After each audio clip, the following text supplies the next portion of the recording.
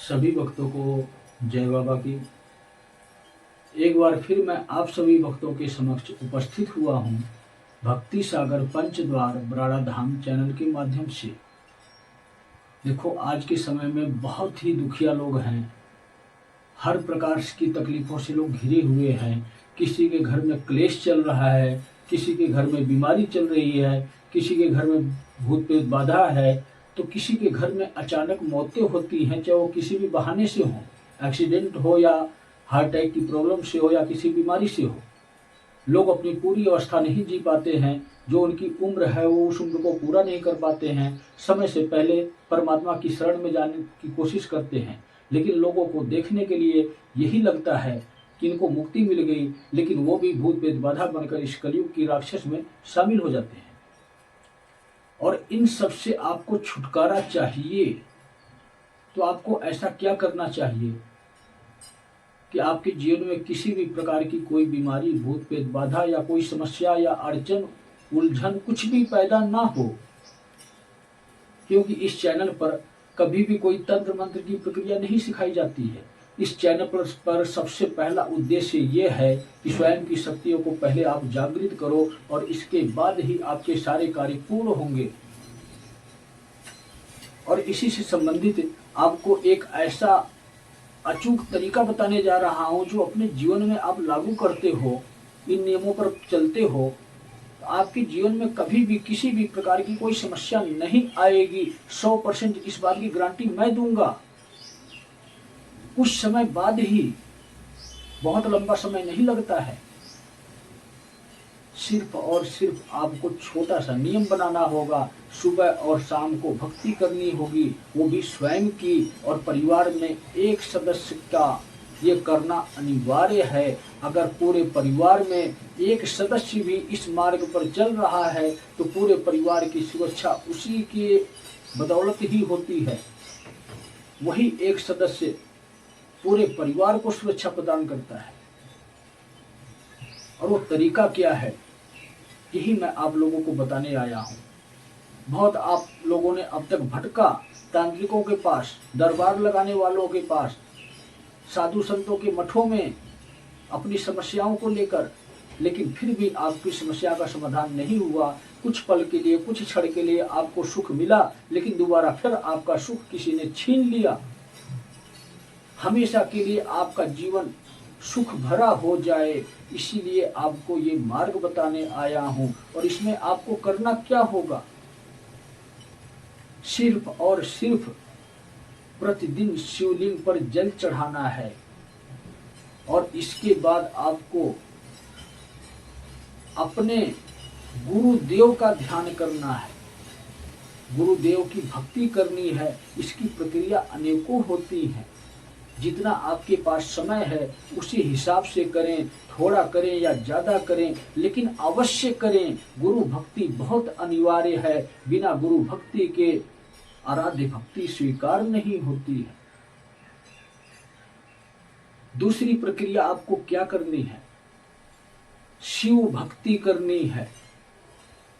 वो इसलिए कि शिव ही श्रेष्ठ हैं, शिव ही सत्य हैं, शिव ने ही सृष्टि की रचना की और शिव ही सृष्टि के संहारक हैं।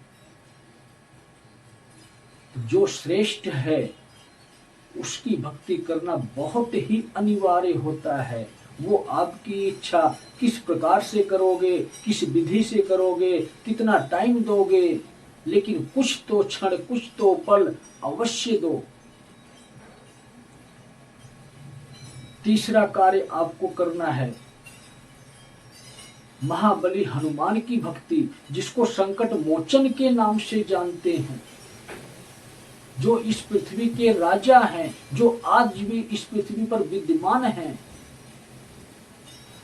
कोई ऐसा भी मानव या प्राणी नहीं हुआ जो अमर हो, जो आज भी मौजूद हो। बेशक युग कलयुग चल रहा है, लेकिन इस पृथ्वी पर जन्म लेने वाले प्राणियों में से एक है महाबली हनुमान। तो आज के समय में पूरी पृथ्वी के राजा महाबली हनुमान हैं।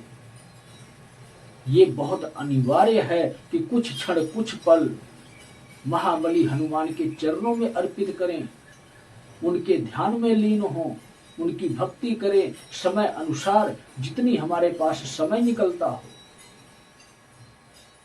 ये इच्छा आपकी है कि किस प्रकार से उनको मनाओगे, किस प्रकार से उनको रिझाओगे। अगर आपने महाबली हनुमान को रिझा लिया तो जिस प्रकार नाम है उनका संकट मोचन हनुमान, उसी प्रकार आपके जीवन से सारे संकट को हर लेंगे और आपके जीवन में कदम कदम पर जिस प्रकार माता भवानी के सब साथ साथ चलते हैं, इसी प्रकार आपका मार्गदर्शन वो स्वयं करेंगे और पल पल आपके साथ रहेंगे, आपकी सुरक्षा कवच, आपकी ढाल बनकर।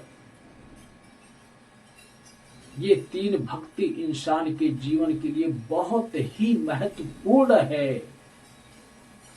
आपके परिवार में से एक सदस्य भी अगर इस प्रकार से पूजा पाठ का तरीका अपने जीवन में लागू करता है तो उसके जीवन की सारी समस्याएं हर ली जाती हैं, नष्ट कर दी जाती हैं और आपके जीवन सफल हो जाता है, आपका परिवार सुखी हो जाता है। लेकिन कुछ लोगों के सवाल होंगे मेरे प्रति कि आपने शिव की भक्ति बताई, आपने महाबली हनुमान की भक्ति बताई और इन दोनों तक पहुंचने के लिए गुरु की भक्ति बताई, लेकिन मैं तो अन्य किसी देवी देवता का भक्त हूँ, इसका मतलब मुझे उनकी भक्ति नहीं करनी चाहिए।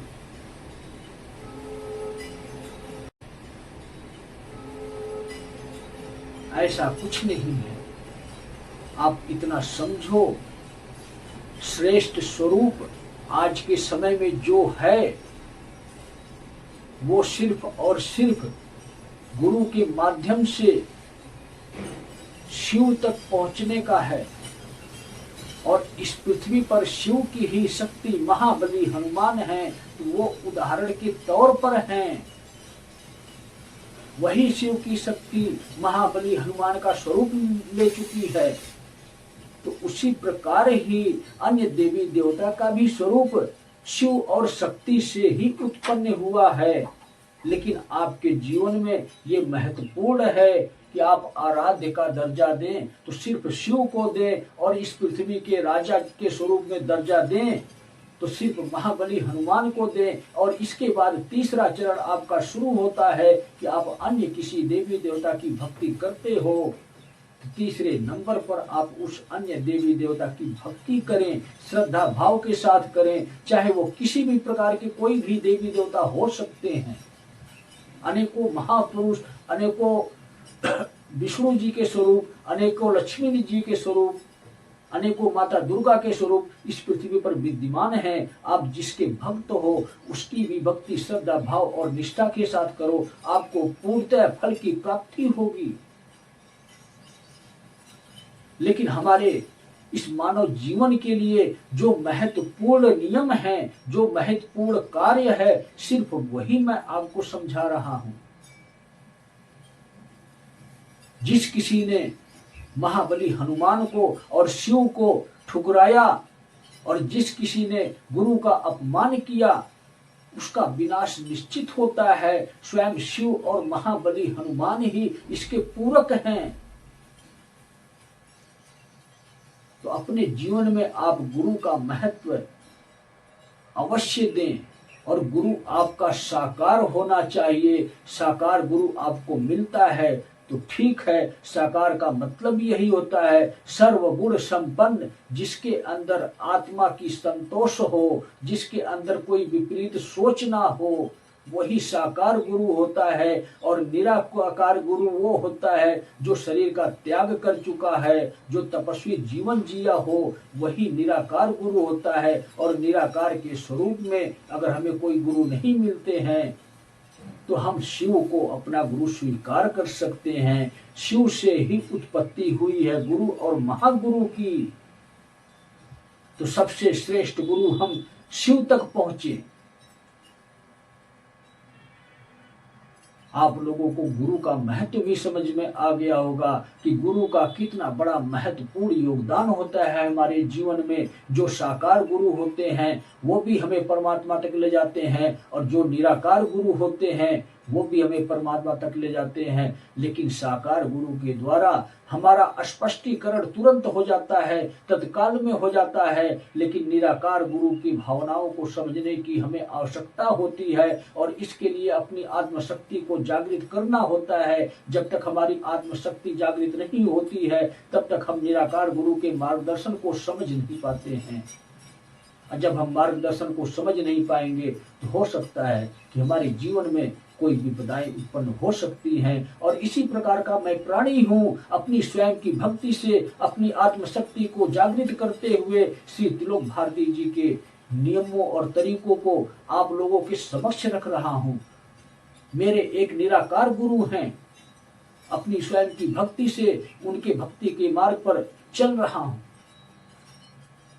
लेकिन आप लोगों के अंदर इतना सामर्थ्य नहीं है, स्वयं की इतनी भक्ति जागृत नहीं है। अगर किसी की जागृत है तो आज वो विपरीत दिशा में चल रहा है, क्योंकि उस व्यक्ति पर कलयुग का प्रभाव पड़ चुका है, उसके अहंकार की वजह से।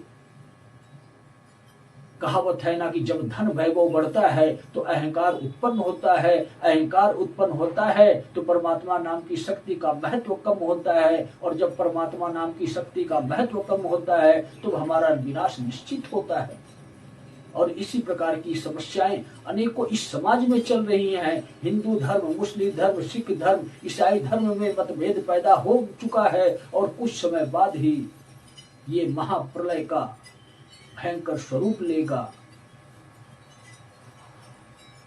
मैं आप लोगों को यही समझाना चाहता हूं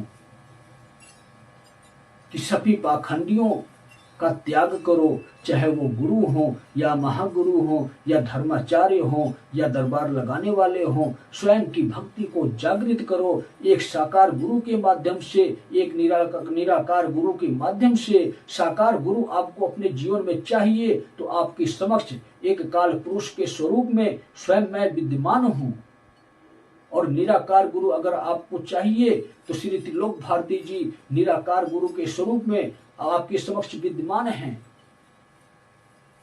लेकिन आपके मन में सवाल उठ रहे होंगे कि श्री त्रिलोक भारती जी निराकार गुरु हैं, उनके संकेतों को हम कैसे समझें, वो किस मार्ग पर हमें ले जाना चाहते हैं, इसे हम कैसे समझें। मैं स्वयं श्री त्रिलोक भारती जी के माध्यम से उनकी इच्छाओं को इस भक्ति सागर पंचद्वार बराड़ा धाम चैनल के माध्यम से आप तक पहुंचा रहा हूं। तो आपके जीवन में साकार गुरु भी हैं और निराकार गुरु भी हैं। साकार गुरु की जो इच्छाएं हैं वो इच्छाएं आपके समक्ष मैं पहुंचाऊंगा।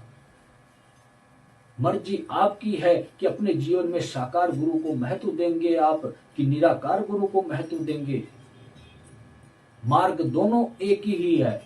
आपके जीवन के सफलता के लिए सिर्फ शिव की भक्ति का मार्ग दिखाया जाता है आपको, या अन्य किसी के भक्त हैं तो आपको कभी ये नहीं कहा जाएगा कि आप अपने भगवान का त्याग करो, आप अपने इष्ट देव का त्याग करो। इष्ट देव की शक्तियां सभी शिव की ही शक्तियां होती हैं।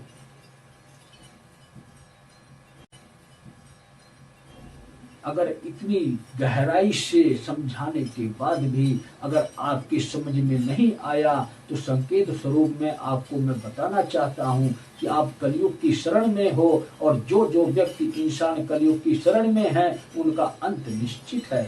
तो सभी भक्तों को जय बाबा।